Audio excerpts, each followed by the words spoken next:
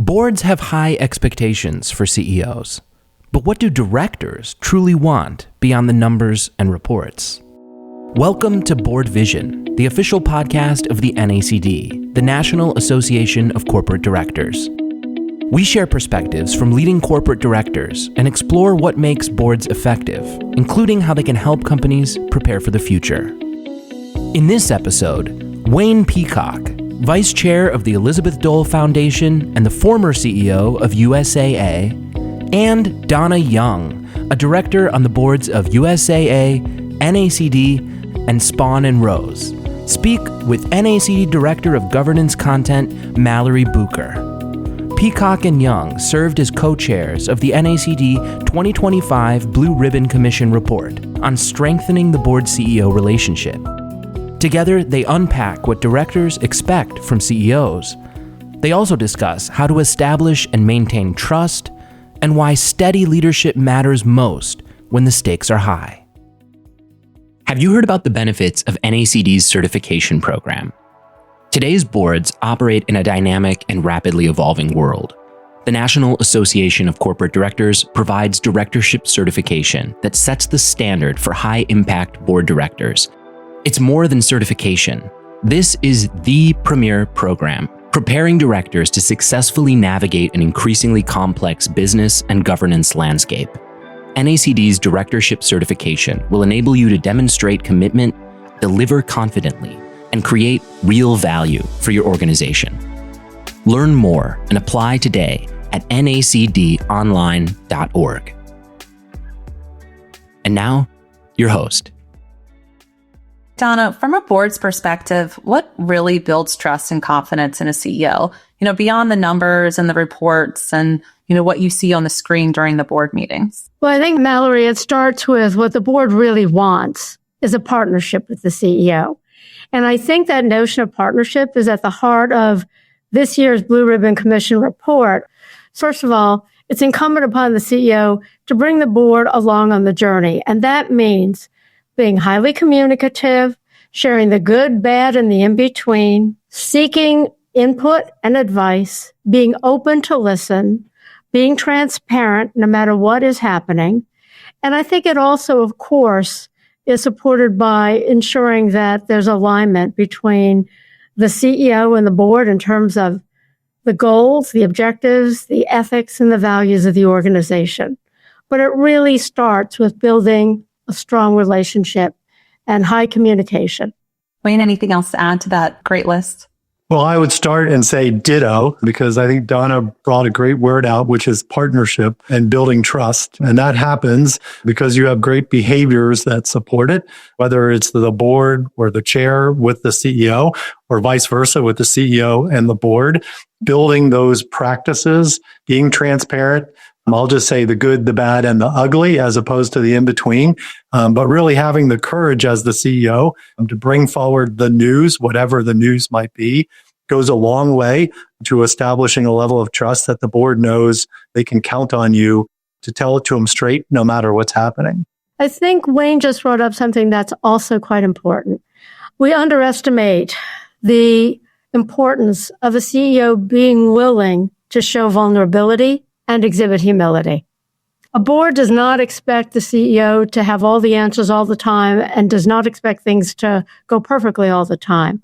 But the board does, I think, welcome the transparency, the humility, and the openness and vulnerability to share issues and problems in a free way. And that can only happen if that trust has been embedded in the relationship. That's right. That kind of trust doesn't happen overnight. Donna, when you first joined the USAA board, Wayne had been in the CEO role for less than a year, and it was also during the COVID-19 pandemic. How did you go about building a relationship and aligning from the start, especially during such a high stress time? Wayne was always reminding me that I was the first new board member on his watch, so I felt a particular obligation to get it right. And in my case, the process from start to finish all happened during COVID, and I had never met Wayne or any of the individuals who were going to become my colleagues prior to the start of the search process. So I didn't have the chance to meet anybody in person until about 6 months into being on that board. So how do we begin to establish a relationship and trust, which is the heart of your question? My approach was to do it the way I would have done it regardless of COVID. The only difference was I couldn't do it in person. And there is value to doing things in person. I did it by being online, on screen, with my colleagues, with Wayne, throughout a period of time when we couldn't be together. After I joined the board, of course I had a proper orientation, but I also scheduled regular conversations with Wayne. Why? Because I wanted to get to know Wayne. I wanted to know what mattered to him. I wanted to understand his perspective on the issues or challenges facing the company and the association. And I wanted to be able to know from him what he thought I could bring to be helpful. And I asked a lot of open-ended questions. With the support of the then chairman of the board, I did the exact same thing with every member of the board. And at the time, there were 19 members, which included Wayne. So there were a lot of conversations on Zoom or on Teams. But I think that process of understanding issues, perspective, getting to know people is critical to establishing trusting relationships, not only with the CEO, but with your colleagues. And it takes time. It doesn't happen overnight. Wayne, what do you remember most about that time? And I'll give you the out to say you remember nothing. I'm sure it was such a blur during the pandemic, but anything that comes to mind? Donna made the point that I keep reminding her she was the first director on my watch. But at the same time, she made a point of spending the time to understand what was on my mind and where, I wanted to take the company. But she also did something that I thought was very powerful of reminding me, that my voice was the most important voice in the room. And I think that we forged this very special relationship because we set those standards for each other. And then we spent the time to actually get to know each other and where we were coming from and what we stood for. And that paid tremendous dividends throughout all of my tenure, certainly through the COVID period as well. Let's turn to talk about when things aren't going so well. That's when trust is really tested. Donna, what do boards most want from the CEO during these moments when there's a crisis or something unexpected happens? Let me start, Mallory, by telling you what boards don't want. They don't want a CEO whose hair is on fire. Now, that doesn't mean that the CEO isn't opening up in a vulnerable way and, speaking out about their concerns. But you want to make sure that there's a steady hand in that moment. So you're watching for the signs of how the CEO is reacting. You don't want someone who's got their hair on fire. You also don't want excuses, and you don't want to have people who are deflecting or blaming the issue on externalities. That may be the case, but what you really want is to have a CEO who, first and foremost, gives you that news early, quickly, clearly, and concisely. And you want and value communication more than ever in those stress moments. You also want a CEO and a management team who come forward with a clear diagnostic of what happened. Avoid the blame game, but what happened? And then present a plan for how they're going to tackle what happened. And then, of course, execute on that plan. And throughout that process, continue that active dialogue, that active communication, and depending on the circumstances and where appropriate, really draw on the relationship between the CEO and the lead independent director or the chairman of the board, draw on key committee members and chairs if that's appropriate. But if ever there's a time to tap in to the collective wisdom and experience sitting around the table, is when things aren't going well. And I can tell you a quick little story of a situation that happened on another board where there was a very major relationship between one of the divisions and a third party. It was a game changer strategic initiative. And regularly, the CEO of that division had to report to the board. And every time the CEO reported to the board, she blamed the external environment and the third party. And then she would say, but don't worry, because we have a damages clause in the contract. That didn't provide comfort to the board. Why? Because what the board really wanted was not the damages clause. The board wanted the action plan and execution on the action plan to get us back on track, because the damages clause didn't deal with the competitive disadvantage we were at, didn't deal with the dissatisfaction of our customer base, didn't deal with falling behind on our strategic initiatives. So I think it's really critical to inform, plan, and execute in those moments with clarity. That's a great example. Wayne, when you hear this story, what comes to mind, and any other advice for CEOs? Since you asked about COVID, we had plenty of crisis to deal with. And I guess what I would tell you is, as a sailor, steady hand on the tiller is something that I fully appreciate in a very real way. But in the context of our association, 37,000 employees, 14 million customers or members, as we call them, 19 board members, recognizing those stakeholders and being able to meet them where they are appropriately for the situation, vitally important. And so transparency matters, no doubt, but in terms of crisis, frequency of that communication may need to increase. The content and the context of that communication may need to change as well. And your ability to both absorb the news and not get overly upset about the news, but then to take action quickly and do it appropriately to manage all of your stakeholders is part of the art form, of building transparency in times of crisis. There's another side to what Wayne just said, and I can think of many crises beyond COVID.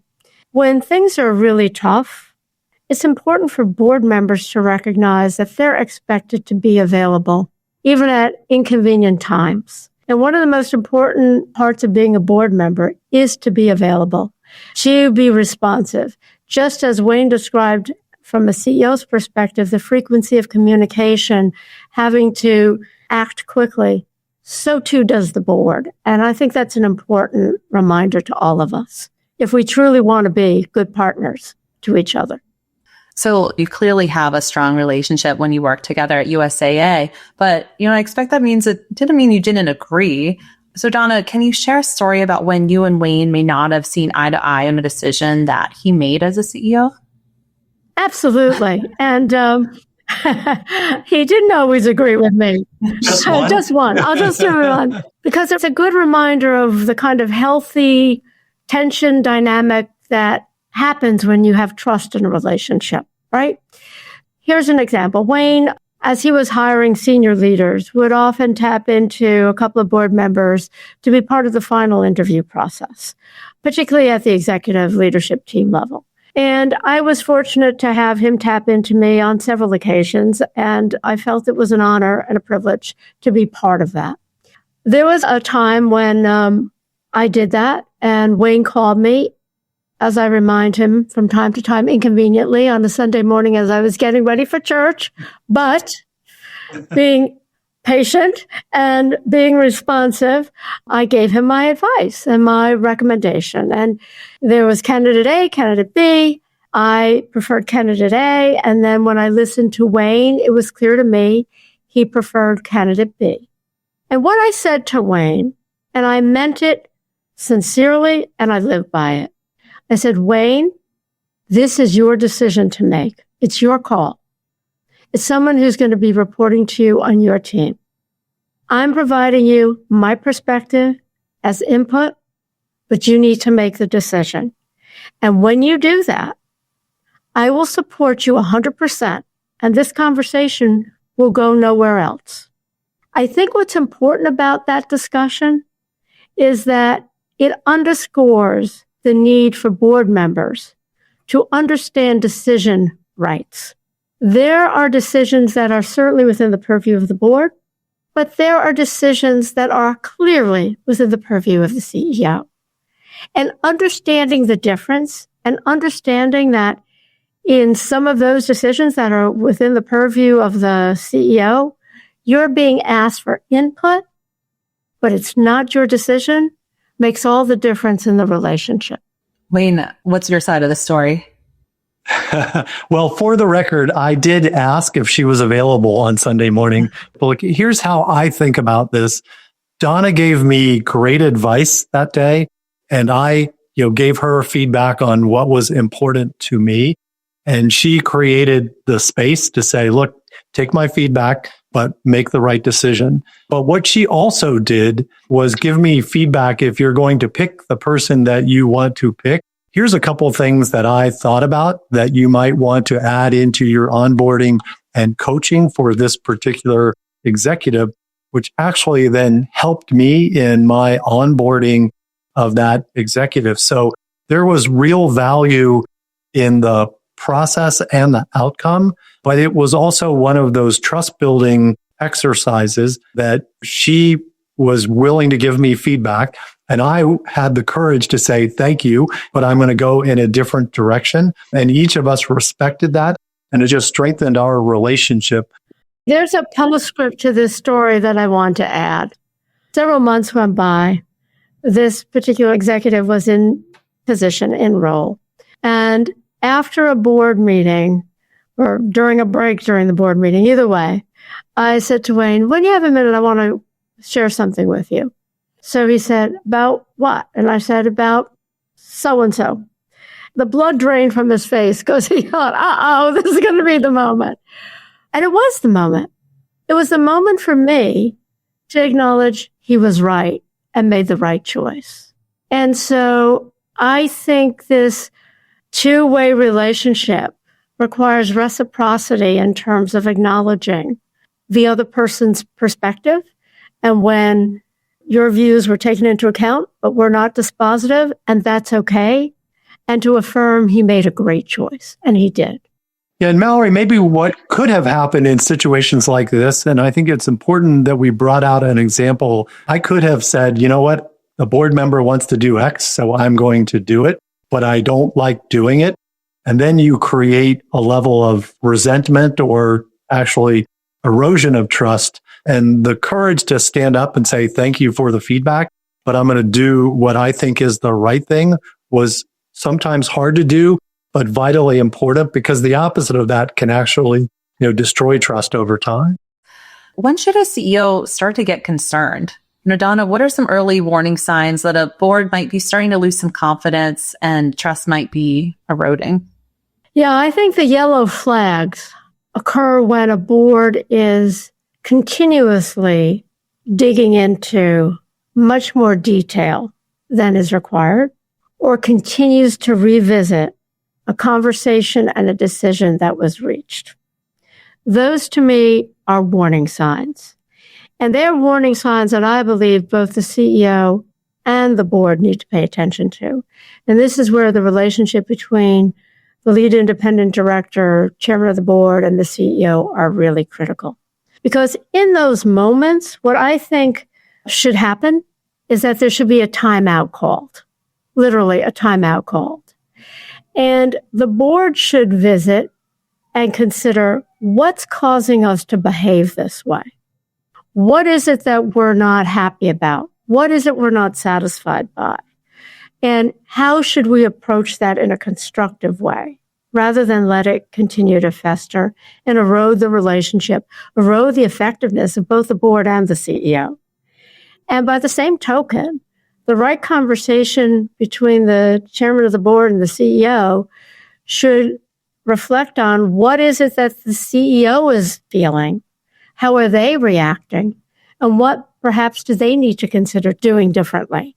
And I think too often that discipline of taking the time out and truly asking what's the real issue, peeling back the layers, fails to happen. And when that fails to happen, usually you get suboptimal outcomes, in my view. Wayne, your thoughts there? I'll just add maybe an opposite set of tactics that I think are flags as well, because digging in is one, no response is also one. So there's probably no bigger concern than to make a presentation that has challenges around it, or have a conversation that should have challenging assumptions made and get zero feedback in the boardroom. And then that might turn into a really long executive session as well. And that too, in combination, becomes hey, there's clearly something that is not right, but the conversation's being had without the CEO as opposed to the conversation with the CEO. And maybe the same thing is true in terms of how do you address that? When those situations occur, leveraging that strong relationship with the chair or the lead independent director to go, this didn't make sense. What's really going on? Please share with me candid feedback. Gives maybe an opportunity in a tighter situation or a smaller setting to be able to get what's really on the mind of the board members so that the CEO can address it and continue to move forward. It's such a great point that Wayne just brought out. And I have often said to board members or to boards, from a visual standpoint, a talking head to nodding heads is never a good sign in a boardroom. Healthy boards have active conversation and dialogue with the management team, with the CEO in the room. And silence is never golden in the boardroom. Those are two things that really, really apply, and Wayne has appropriately teased them out. We've talked a lot about partnership, trust, intentionality, alignment. One thing that can really get in the way is making assumptions. So Donna, what's one assumption that boards make about CEOs that turns out not to be true? Well, I think the biggest assumption is that a CEO doesn't need affirmation and feedback, constructive or otherwise. It's so lonely in the job. And unless you've been a CEO, you have no idea what lonely really feels like. And we're operating in such a dynamic environment that I think the loneliness is even greater and the vulnerability is greater. And so to recognize that even for a highly accomplished, very talented, great CEO doing a heck of a job, some affirmation and reminders of what they're doing well is supportive and helpful, as well as constructive suggestions for how they can be better. Because all of us, as we're operating at very high levels in organizations and enjoying the privileges of being leaders, all of us have to continue to learn to be an even better leader because the world around us is changing. The dynamics are changing. And so it's a way of supporting the growth of a CEO to give them that constructive feedback. Donna, Wayne, thank you so much. In our next episode, we'll flip the script and we'll hear what CEOs really want from their boards. That concludes this episode of BoardVision. We hope you enjoyed listening. Please subscribe and join us next time. Until then, visit NACDonline.org to stay informed about the latest resources NACD has to offer, such as memberships, certification, national or chapter events, and our content, including reports, articles, and Directorship Magazine. That's NACDonline.org. Thank you for listening.